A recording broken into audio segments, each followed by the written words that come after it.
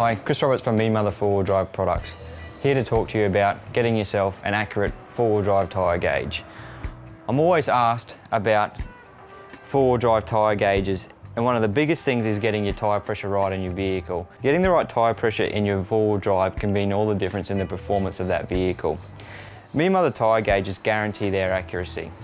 How we guarantee their accuracy is there's two different types of tyre gauges. One uses what's called a bird-on tube. A bird-on tube is essentially a copper core.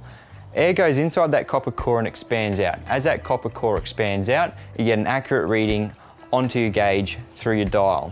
Inside there's also a whole lot of mechanical gears.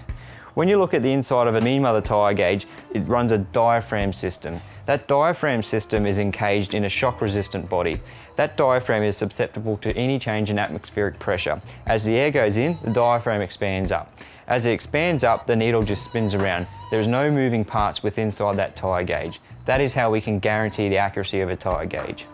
One thing you'll notice with all Mean Mother tyre gauges is that we operate from 0 to 60 psi. The reason we operate from 0 to 60 psi in our tyre gauges is that a tyre gauge is divided into three equal portions.